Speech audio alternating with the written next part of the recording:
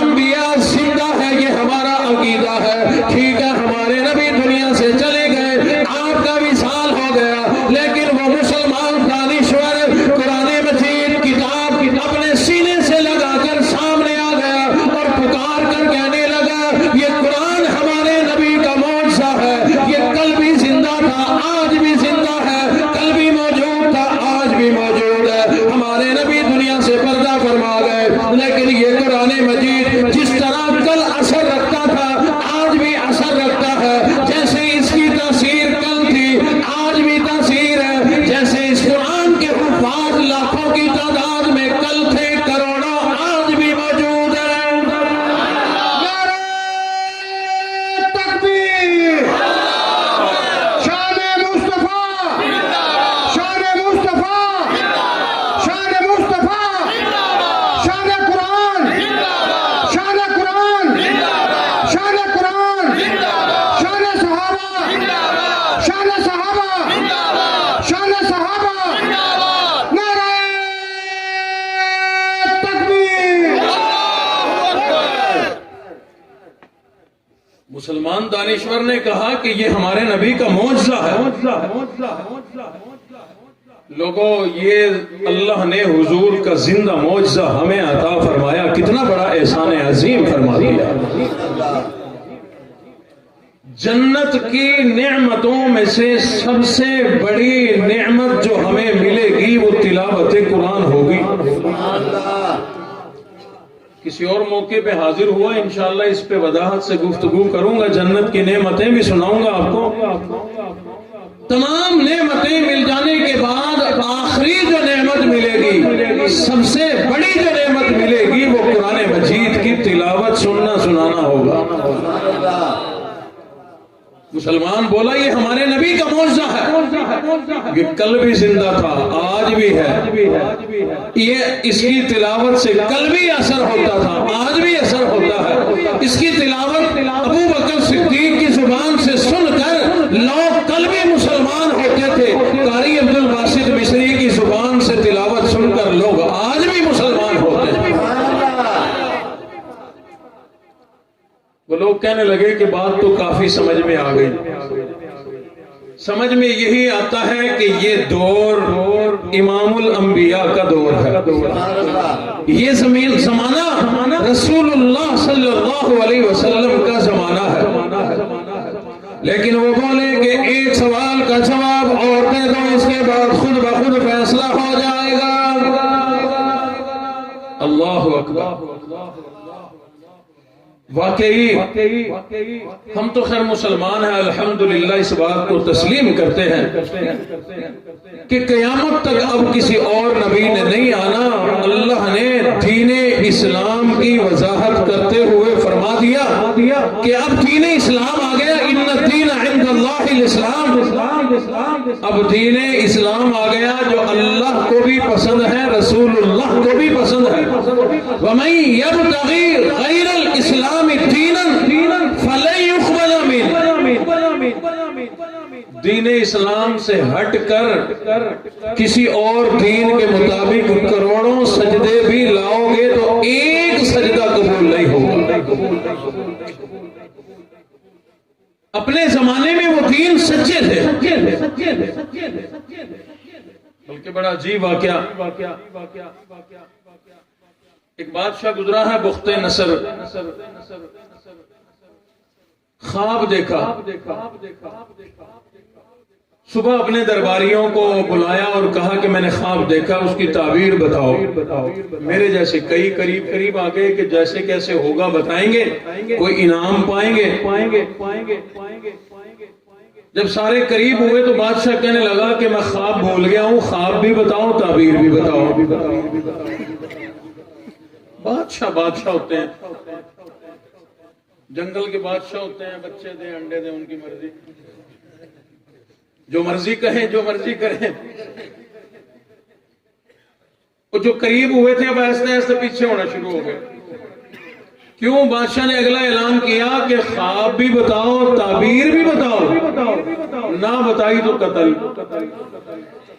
اب اپنی جان کون دے بادشاہ کے خواب کے چکر میں؟ اللہ اکبر. کسی نے کہا بادشاہ تیری جیل میں ایک قیدی ہے، عام آدمی نہیں ہے، بڑا قیمتی آدمی ہے، دانیال اس کا نام ہے. حضرت دانیال علیہ الصلوۃ والسلام اللہ کے نبی تھے. اس کو بلاؤ، وہ بتائے گا. پیغام دیا، حضرت دانیال تشریف لے آئے. بادشاہ نے کہا میں نے خواب دیکھا، بھول گیا، وہ خواب بھی بتا، تعبیر بھی بتا. کہنے لگا کیوں نہیں بتاؤں گا. یہی چیز حضرت دانیال کا معجزہ بن گئی. حضرت دانیال نے فرمایا بادشاہ سلامت، آپ نے خواب یہ دیکھا ہے کہ ایک بت ہے، بت بہت بڑا، اس کا سر گردن یہ سونے کا، ناف تک چاندی کا، پنڈلیوں تک تانبے کا، پیروں سے اوپر تک یہ پنڈلیاں جو ہیں یہ لوہے کی اور پاؤں مٹی کے. کہنے لگا بالکل صحیح کہا، میرا یہی خواب تھا، یہی خواب میں نے دیکھا ہے، لیکن کچھ اور بھی تھا.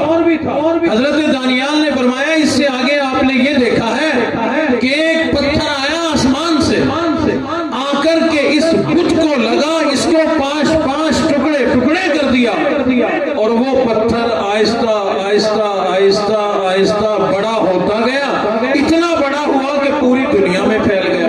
کہنے لگا بالکل صحیح کہا، بالکل سچ کہا تو نے، میرا یہی خواب ہے اور اتنا ہی ہے، اس کی تعبیر بتلا. حضرت دانیال فرمانے لگے اب وقت نصر ہے بادشاہ سلامت، یہ جو تو نے بت دیکھا ہے، کچھ سونے کا، کچھ چاندی کا، کچھ تانبے کا، کچھ لوہے کا، کچھ مٹی کا بنا ہوا، یہ اتنا بڑا جو بت ہے، یہ سارے دین ہے، یہودیت ہے، عیسائیت ہے، مجوسیت ہے، یہ سارے دین ہے جو ایک جگہ پر جمع ہے. رب کائنات نے وہ جو پتھر آسمان سے بھیجا وہ امام الانبیاء کی ذات اقدس ہے. آپ آخری نبی ہیں، آپ آخری دین لے کر کے آئیں گے. حضور علیہ الصلوۃ والسلام اس پتھر کی مانند ہے. آپ آ کر جب سارے دینوں سے ٹکرائیں گے، سارے دین پانچ ہو جائیں گے، بس وہی دین اسلام ہوگا. پھر وہ دین پھیلتا رہے گا، پھیلتا رہے گا، پھیلتا رہے گا، بالآخر پوری دنیا کے اندر دین اسلام پھیل جائے گا. اور لوگوں یہی بات تو اس مسلمان نے گواہی دی کہ دین اسلام ہی واحد دین ہے. اب یہ زمانہ ہمارے نبی کا زمانہ ہے، یہ دور ہمارے نبی کا دور ہے. یہودی مانے نہ مانے، عیسائی مانے نہ مانے، کوئی اور مذہب والا مانے یا نہ مانے، رب کائنات نے اعلان کر دیا اِلَّا الدِّينَ عِندَ اللَّهِ الْإِسْلَامِ. اب دین اسلام آ گیا، اب کسی اور دین کی ضرورت باقی نہیں رہی. کسی اور دین کے مطابق، یہودیت کے مطابق، عیسائیت کے مطابق، ہندو مت کے مطابق، مجوسیت کے مطابق، کسی اور دین کے مطابق لاکھوں کروڑوں سجدے کرو، اربوں خربوں روزے رکھو، کئی سال تک حج کرو، دین اسلام سے ہٹ کر جتنی بھی نیکی کرو گے ایک نیکی کی بھی جزا نہیں ملے گی. یہ ہمارے نبی کا زمانہ ہے الحمدللہ، اور ہم خوش نصیب ہیں اللہ نے ہمیں اس زمانے میں بھیجا، حضور کا امتی بنا دیا. ان لوگوں نے اگلا سوال کیا کہ ٹھیک ہے یہ بات تو سمجھ میں آ گئی، لیکن کیا تم تینوں میں سے کسی نبی نے یہ دعویٰ کیا ہے کہ میں تمام انسانیت کا نبی ہوں، قیامت تک کے لیے نبی ہوں؟ یعنی انہوں نے دعویٰ کیا ہے کہ آنے والا جتنا زمانہ ہے وہ میرا زمانہ ہے. یہودی تو پہلے ہی خاموش تھا، عیسائی بھی خاموش ہے، لیکن مسلمان نے قرآن مجید کھول کر پڑھنا شروع کر دیا اور کہنے لگا یہ ہماری کتاب ہے، یہ ہمارے نبی پر نازل ہونے والی کتاب قرآن مجید ہے. رب کائنات نے اس کا آغاز کرتے ہوئے فرما دیا الف لام میم ذالک الکتاب لا ریب فیہ. اللہ فرماتے ہیں 6666 اس کی آیات ہے.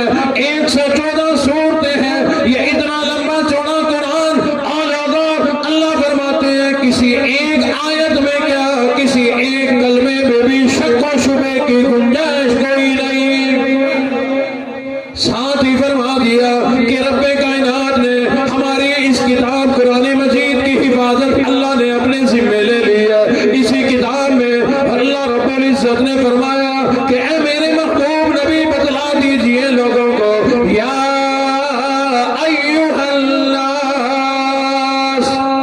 انی رسول اللہ الیکم جمیعا۔ اور لوگوں قیامت تک آنے والے لوگوں، مردوں، عورتوں، جوانوں، بوڑھوں، جتنے بھی لوگ قیامت تک آئیں گے، رب کائنات نے اب سب کی طرف مجھے نبی بنا کر کے بھیج دیا۔ اگلی آیت کھول لی، اگلا اور قرآن کھول لیا، وہ قرآن مجید اب پڑھتا جا رہا ہے، لوگ سنتے چلے جا رہے ہیں۔ اس نے اور پڑھا، ہمارا قرآن گواہی دیتا ہے وما ارسلناک الا کافۃ للناس۔ اللہ رب العزت نے ہمارے نبی کو قیامت تک آنے والی تمام انسانیت کے لیے نبی بنا کر کے بھیج دیا۔ وما ارسلناک الا رحمۃ للعالمین۔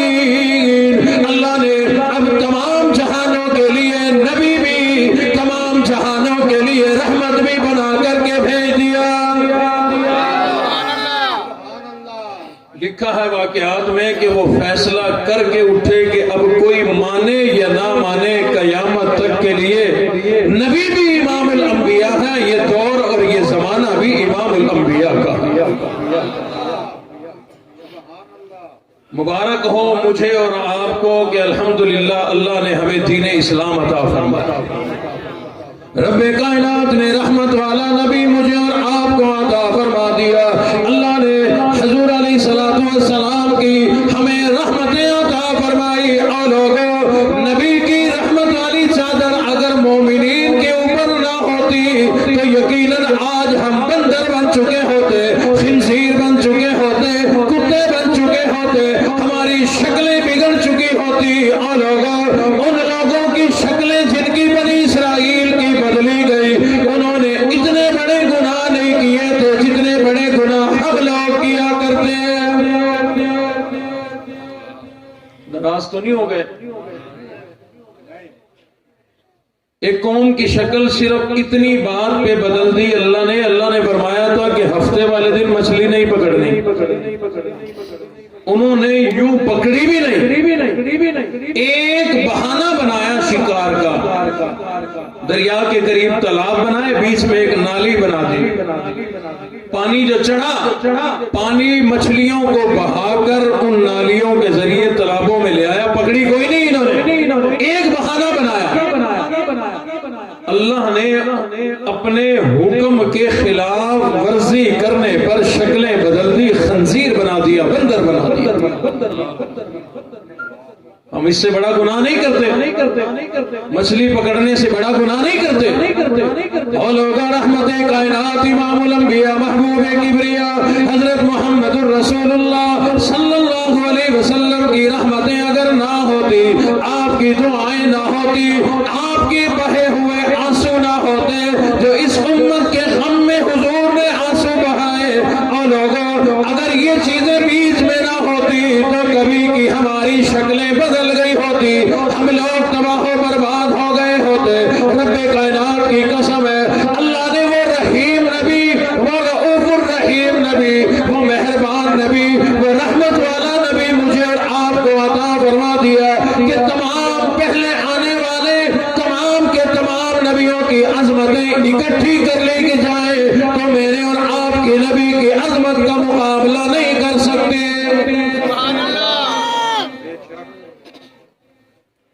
تو تقاضا ہے اس بات کا کہ حضور نے جب ہم سے اتنی محبت فرمائی، اس قدر محبت فرمائی، ہم بھی تو محبتوں کا کوئی صلہ دیں، دے نہیں سکتے ہم صلہ، ہم تو شکر بھی نہیں ادا کر سکتے۔ کوشش تو کریں، اللہ ہماری کوشش کو ہی قبول فرما لیں گے انشاءاللہ۔ وہ صلہ دینے، محبت کے جواب محبت سے دینے کے دو ذرائع ہوتے ہیں۔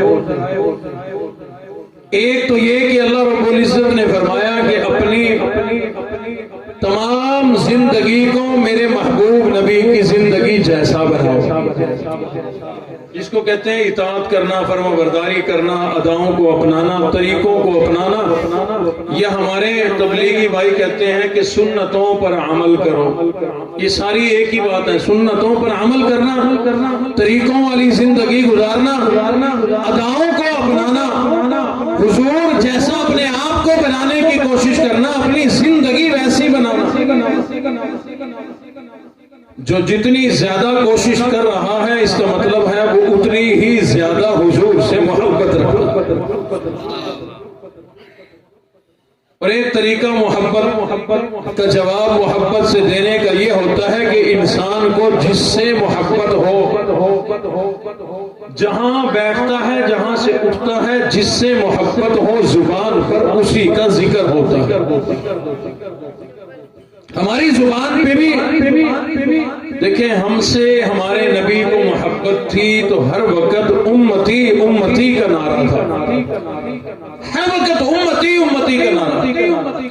رب کائنات نے ہمارے نبی کو ایک بہت بڑی عظمت عطا فرمائی، بہت بڑا معجزہ عطا فرمایا، بہت بڑی فضیلت عطا فرمائی، جس کو معراج کہا جاتا ہے۔ اللہ نے حضور کو اپنے عرش کے اوپر بلا کر بٹھا کر ملاقات بھی کرائی، اپنا دیدار بھی عطا فرمایا۔ بڑی لمبی چوڑی گفتگو ہے جو عرش کے اوپر ہوئی ہے، بڑی لمبی چوڑی باتیں ہیں۔ اللہ رب العزت نے حضور علیہ السلام کو اس موقع پر بڑے تحفے عطا فرمائے، بڑا کچھ عطا فرمایا۔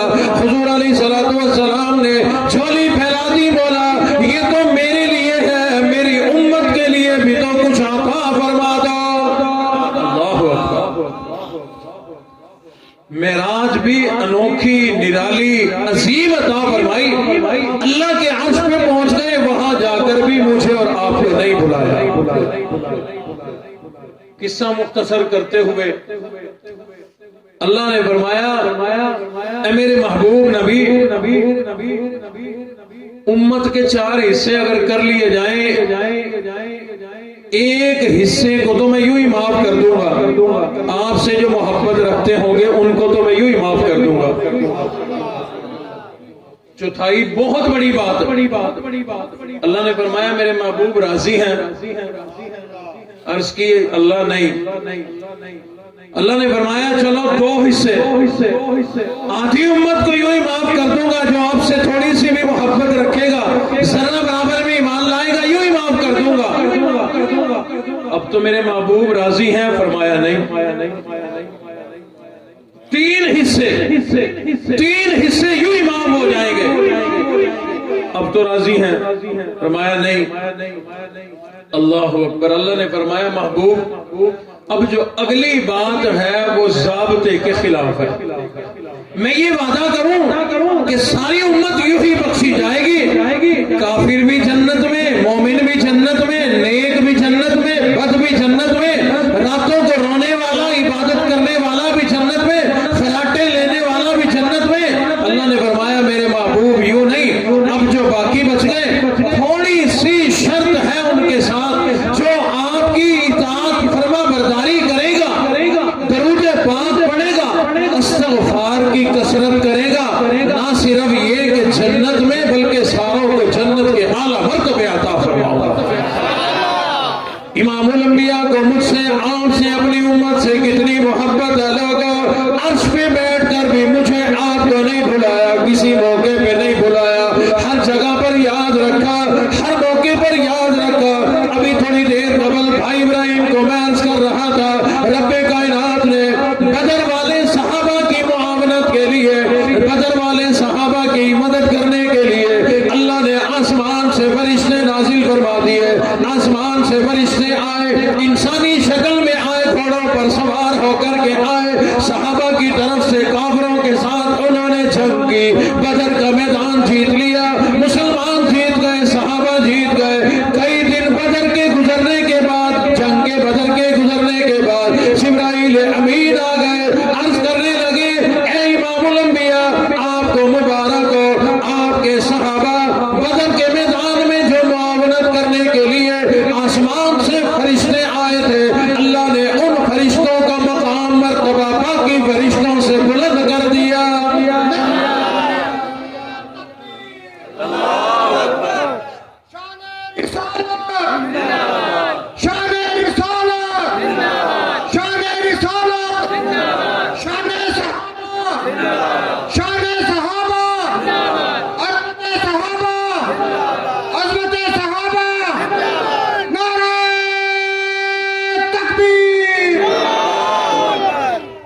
عرض کی آقا وہ جو میدان میں بدر میں اترے تھے نا فرشتوں کا مقام مرتبہ اللہ نے اور فرشتوں سے بلند کر دیا. اللہ اکبر. جب فرشتوں کا درجہ سنا نا جبرائیل پیغام دے کے یہ بات سنا کے چلے گئے فوراً جھولی پھیلا دی رب کائنات فرشتوں کو مقام ملا میرے صحابہ کے لیے کیا ہے. یعنی یوں عرض کرنا چاہتے تھے میرے صحابہ کو بھی تو کوئی مرتبہ ملنا چاہیے. یہ 313 صحابہ جو نہتے لڑے اپنی جان ہتھیلی پہ رکھ کر میدان میں اتر گئے کفار سے لڑ گئے. رب کائنات فرشتوں کو مقام مل گیا. کیا میرے صحابہ کو مرتبہ نہیں ملے گا؟ عرض کرنا چاہتا ہوں اپنی امت کے لیے کتنے مہربان ہیں, کتنے رؤوف ہیں, کتنے رحیم ہیں ہمارے نبی. فوراً جھولی پھیلا دی مولا فرشتوں کو مقام دے دیا. میرے صحابہ کو بھی تو کوئی مقام ملے. اللہ نے اسی وقت اعلان فرما دیا اے میرے محبوب نبی ان اللہ قد اطلع علی اہل بدر. رب کائنات نے آپ کے 313 صحابہ کی جماعت کو بڑی محبت کے ساتھ دیکھا, بڑے غور سے دیکھا, بڑی شفقت کے ساتھ دیکھا. مولا پھر انعام کیا ملا؟ اللہ فرماتے ہیں آپ کے 313 صحابہ کے لیے انعام یہ ہے قال اعملوا ما شئتم. یہ 313 صحابہ زندگی میں جو مرضی کرتے پھرے قد غفرت لکم. ان کے اگلے پچھلے سارے معاف ہیں. نعرہ تکبیر, شان مصطفیٰ, تاج تخت ختم نبوت, نعرہ تکبیر. جو نبی اس امت کے لیے ہر وقت رویا, ہر وقت جھولی پھیلائی, ہر وقت دعائیں مانگی, اتنی محبت. کبھی تنہائی میں بیٹھ کر سوچنا ہم نے کیا صلہ دیا, ان آنسوؤں کی ہم نے کیا لاج رکھی. عرض میں یہ کر رہا تھا جن سے محبت ہو اطاعت فرما برداری ہوتی ہے اور ان کا ذکر ہر وقت زبان پر ہوتا ہے. یہ دونوں کام اگر کوئی کر لے تو انشاءاللہ دنیا میں بھی کامیاب ہے, آخرت میں بھی کامیاب ہے. زبان پر ہم اپنے نبی کی محبت میں ان کا ذکر رکھیں اور بہتر ہے وہ ذکر رکھو جو اللہ نے فرمایا. رب کائنات فرماتے ہیں لوگوں ان اللہ وملائکتہ یصلون علی النبی یا ایھا الذین آمنوا صلوا علیہ وسلموا تسلیما. اور لوگوں میں اللہ بھی میرے فرشتے بھی میرے محبوب کی ذات پر درود بھیجتے ہیں. اور ایمان والا تم سے تو میرا نبی بڑی محبت کیا کرتا تھا, تمہارے لیے آنسو بہایا کرتا تھا, تمہارے لیے رویا کرتا تھا, تمہارے لیے دعائیں مانگا کرتا تھا. تمہیں عرش پر آ کر نہیں بھلایا, تم بھی نہ بھول جاؤ. ان کی محبتوں کا کچھ تو صلہ دو. میں اللہ میرے فرشتے درود بھیجتے ہیں, ایمان والو تم بھی درود بھیجا کرو. مولا ہمیں ملے گا کیا؟ ہم تو لالچی لوگ ہیں نا. ملے گا کیا؟ اللہ فرماتے ہیں میرے محبوب نبی پر درود پڑھنا, درود بھیجنا یہ ہر مرض کی دوا ہے, ہر پریشانی کا حل ہے, ہر تکلیف کا حل ہے. حضور نے فرمایا جو آدمی چاہتا ہو کل قیامت والے دن میرے سب سے قریب ہو, سب سے نزدیک ہو, فرمایا میرے سب سے نزدیک وہ ہوگا جو میرے اوپر سب سے زیادہ درود پڑھے. بڑا آسان نسخہ ہے, بڑا آسان نسخہ ہے. جو زیادہ درود پڑھے گا وہ زیادہ قریب ہوگا, جو تھوڑا پڑھے گا وہ دور ہوگا, جو بالکل نکما ہوگا وہ کئی میل دور ہوگا. صاحب ایمان ہے, مسلمان ہے, کلمہ پڑھا, نماز پڑھی, روزہ رکھا, حج کیا, زکات دی, لیکن حضور کی ذات پر درود نہیں پڑھا. پڑھا تو کبھی پڑھا. یاد رکھنا کبھی پڑھا ہوا بھی ضائع نہیں ہے. جس نے زندگی میں ایک مرتبہ بھی پڑھ لیا ضائع کوئی نہیں. حضرت عبداللہ ابن مبارک رحمۃ اللہ علیہ فرماتے ہیں میں حج کرنے گیا،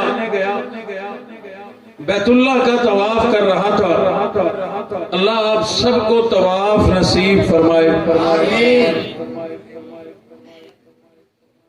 فرماتے ہیں میں طواف کر رہا تھا، میں نے دیکھا ایک نوجوان ہے آگے آگے چل رہا ہے، ہر سانس میں ہر قدم پر درود پاک پڑھ رہا ہے۔ میں اس کے ذرا قریب ہوا، سنوں تو صحیح کہ میں جو سن رہا ہوں وہ ٹھیک بھی ہے کہ نہیں۔ 7 چکر اس کے ساتھ ساتھ لگائے، پورا طواف کیا، پورے طواف میں اس نوجوان نے درود پاک سے ہٹ کر کوئی اور کام کیا ہی کوئی نہیں۔ یعنی مختلف دعائیں ہیں جو طواف کرتے ہوئے پڑھتے ہیں، سر فہرست کہا جاتا ہے ربنا آتنا فی الدنیا حسنہ وفی الآخرۃ حسنۃ وقنا عذاب النار۔ یہ بڑی جامع، بڑی معنی اور بڑی بہترین دعا ہے، اس میں دنیا بھی آ گئی، آخرت بھی آ گئی۔ یہاں ہو یا وہاں ہو، وہاں سمجھ آ رہے نہیں؟ اللہ آپ کو توفیق عطا فرمائے، حج عمرے کے لیے جائیں، وہاں ہو یا یہاں ہو، ایک عادت چھوڑو، ہم جب بھی ہاتھ اٹھاتے ہیں اللہ سے دنیا ہی مانگتے ہیں، دولت ہی مانگتے ہیں، اللہ دنیا ہی دے دے، آخرت کی خیر ہے۔ اس عادت کو بدلو۔ میں یہ نہیں کہہ رہا کہ دنیا نہ مانگو، اللہ نے خود سکھایا ہے مانگو مجھ سے۔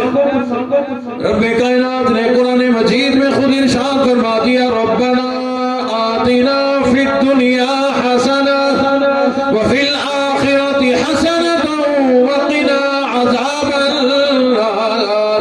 اللہ فرماتے ہیں لوگو دنیا بھی مانگو، آخرت بھی مانگو، دنیا بھی عافیت والی حسنہ مانگو، آخرت بھی اچھی مانگو، عذاب قبر سے چھٹکارے کی دعا مانگو، جنت طلب کیا کرو، صرف دنیا ہی دنیا نہ مانگو۔ آج لوگوں کی عادت ایسی بن گئی، یہاں ہو یا وہاں ہو، جہاں بھی ہو، ہم نے خود سنا لوگ بیت اللہ کا خلاف پکڑ کر صرف دنیا ہی دنیا مانگ رہے تھے۔ دنیا بھی مانگ، دین بھی تو مانگ، آخرت بھی تو مانگ۔